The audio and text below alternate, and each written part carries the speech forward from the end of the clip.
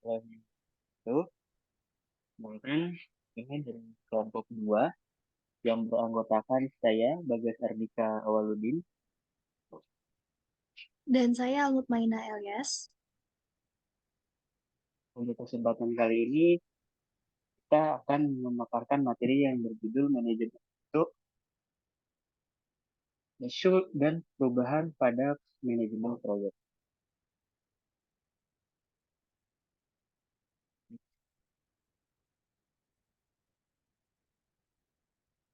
Nah, pertama, manajemen manajemen mutu proyek mencangkup proses yang diperlukan untuk memastikan proyek akan memenuhi kebutuhan yang dilakukan berdasarkan gambar gambar aktivitas manajemen mutu proyek. Adalah yang pertama, kualitas perencanaan, yaitu mengidentifikasi standar kualitas yang relevan dengan proyek dan bagaimana cara untuk memberikan hasil yang memuaskan. Lalu yang kedua, penjamin kualitas, yaitu mengevaluasi kinerja proyek secara keseluruhan dan teratur untuk memberikan keyakinan bahwa proyek akan memenuhi standar kualitas yang relevan. Lalu yang ketiga adalah kontrol kualitas, yaitu memonitor atau memantau proyek tersebut untuk menentukan apakah sesuai dengan standar mutu yang relevan dan mengidentifikasi cara untuk menghilangkan penyebab kinerja yang tidak memuaskan.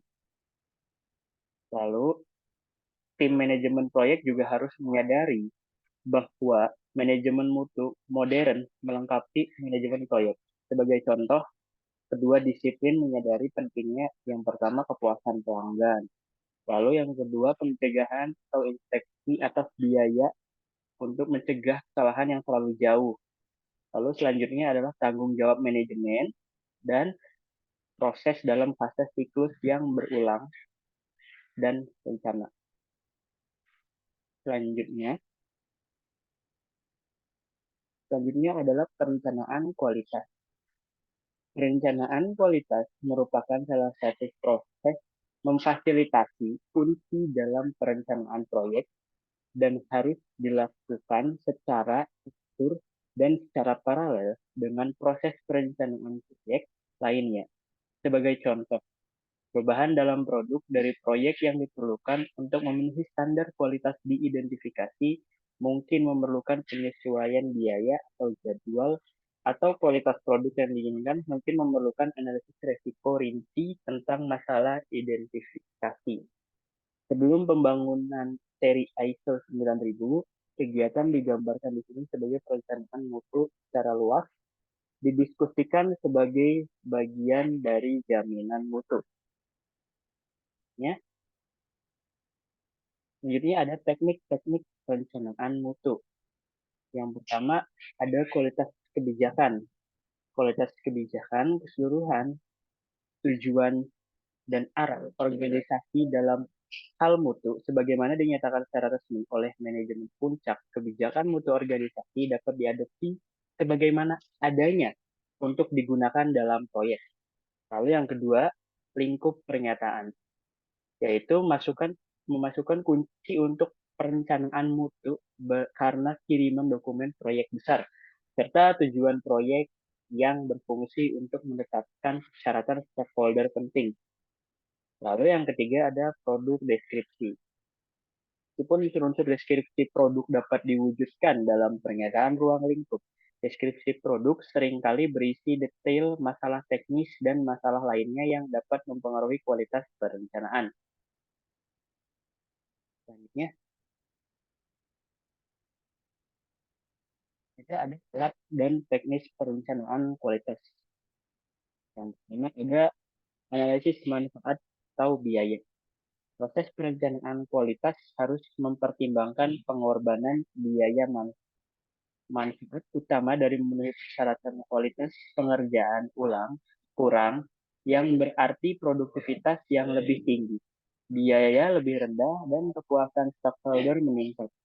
Lalu selanjutnya ada pembandingan, yaitu melibatkan membandingkan praktek proyek aktual atau yang direncanakan untuk orang-orang dari proyek agar menghasilkan ide-ide perbaikan dan menyediakan sebuah standar yang digunakan untuk mengukur kinerja.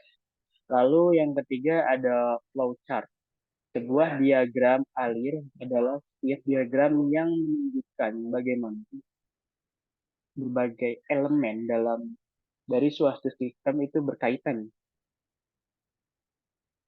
Selanjutnya,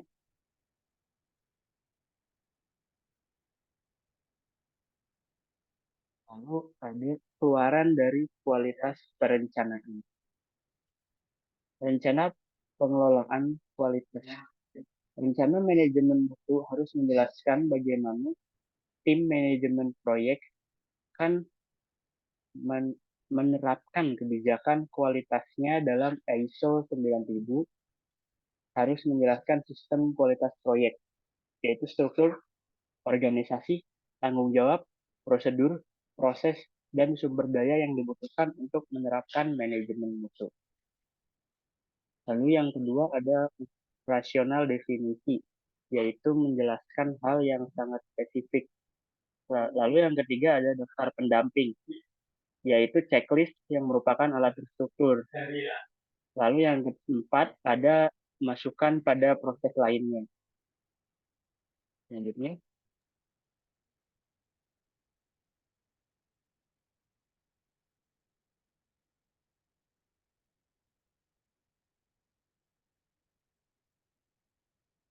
untuk slide selanjutnya akan dibacakan oleh Al-Main. Penjaminan kualitas. Jaminan kualitas merupakan semua kegiatan yang terencana dan sistematis diterapkan dalam sistem mutu untuk menyediakan keyakinan bahwa proyek itu akan memenuhi standar mutu yang relevan. Hal ini harus dilakukan di seluruh proyek. Sebelum pembangunan seri ISO 9000, kegiatan yang diuraikan di bawah kualitas perencanaan secara luas sebagai bagian dari jaminan kualitas.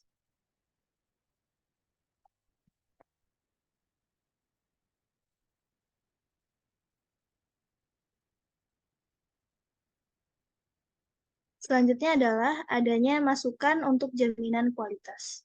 Masukan untuk jaminan kualitas adalah satu, rencana manajemen kualitas. Kedua, hasil pengukuran pengendalian kualitas, kontrol kualitas, dan pengukuran catatan pengujian kontrol kualitas dan pengukuran format untuk perbandingan dan analisis.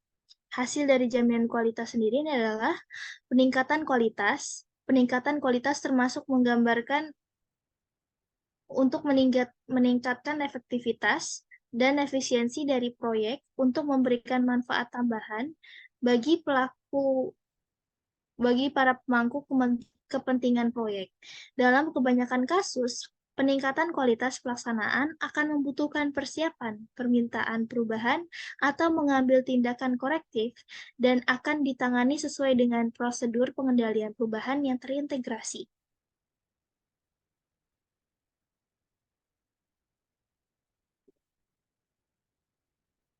Selanjutnya ada isu manajemen proses.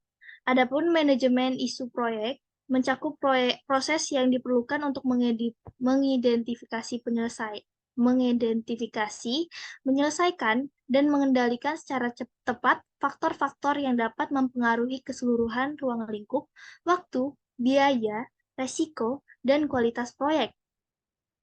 Manajemen proyek harus memperkenalkan proses isu dan item tindakan kepada tim. Masalah didefinisikan sebagai masalah apapun yang akan mempengaruhi kemampuan tim untuk memberikan solusi tepat waktu dan sesuai anggaran. Masalah akan dilacak dan dikelola melalui log masalah. Log item tindakan digunakan untuk mendokumentasikan tugas administratif yang harus diselesaikan, tetapi tidak memenuhi syarat sebagai masalah atau tugas pada rencana proyek. Contoh item tindakan termasuk memesan ruang rapat atau mencetak laporan untuk rapat. Log ini diperlukan kepada tim dan digunakan selama perencanaan hingga penutupan.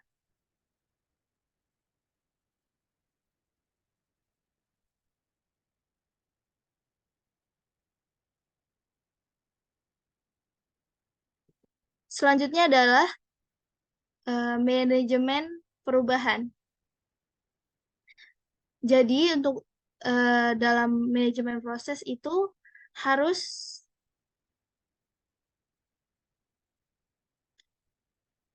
mencakup proses dalam mengontrol perubahan dalam ruang lingkup proyek, yaitu satu, mengevaluasi permintaan perubahan lingkup. Karena adanya perubahan, pasti terdapat penilaian yang menilai apakah terjadi dampak terhadap lingkungan tersebut, yakni apakah tugas, jadwal, biaya, dan kualitas mungkin terpengaruhi oleh perubahan tersebut. Dan akan dicari apakah ada solusi yang akan direkomendasikan untuk menyelesaikan masalah tersebut. Manajemen proyek harus menggunakan langkah-langkah proses berikut untuk mengontrol perubahan dalam ruang lingkup. Satu, perubahan ruang lingkup karena permintaan perubahan persyaratan. Permintaan perubahan akan didokumentasikan secara formal dan persetujuan diperlukan sebelum penyusunan ulang rencana proyek. Kedua adalah perubahan ruang lingkup karena implikasi desain. Manajer proyek akan memperkirakan ulang secara setelah tonggak utama. Jika perkiraan baru melebihi perkiraan dasar secara signifikan, yaitu membutuhkan sumber daya tambahan atau menyebabkan selip jadwal, perubahan ruang lingkup yang diperlukan direkomendasikan dan persetujuan diperlukan sebelum membuat dasar ulang rencana proyek. Selanjutnya, kita akan menilai dampak perubahan lingkup. Manajemen proyek harus memastikan bahwa proses kontrol ruang lingkup yang ditetapkan selama definisi ruang lingkup awal ditegakkan. Selanjutnya adalah mengambil tindakan korektif.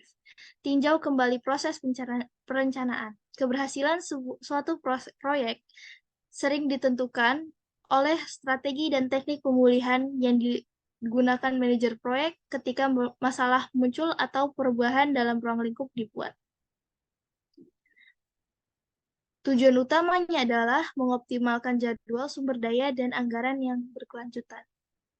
Contohnya adalah meminimalkan penggunaan float, kemudian menghancurkan jadwal, kemudian memperluas perincian kerja, kemudian menganalisis tren. Kemudian tinjau status dengan pemilik. Setelah dampak perubahan ruang lingkup telah dinilai, manajer proyek akan menjadwalkan pertemuan untuk meninjau dengan pemilik proyek. Gunanya untuk mengkonfirmasi. Kemudian adalah memperbaharui rencana dan jadwal proyek.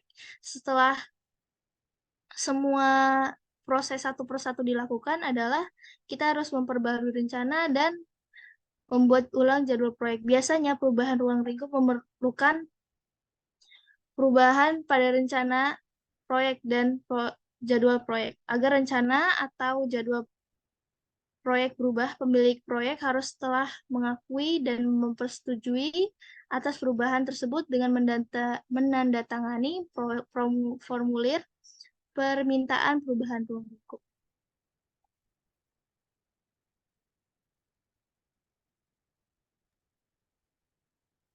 Baik, ini presentasi dari kelompok kami. Yang lebihnya kan, wassalamualaikum warahmatullahi wabarakatuh. Warahmatullahi wabarakatuh. Terima kasih.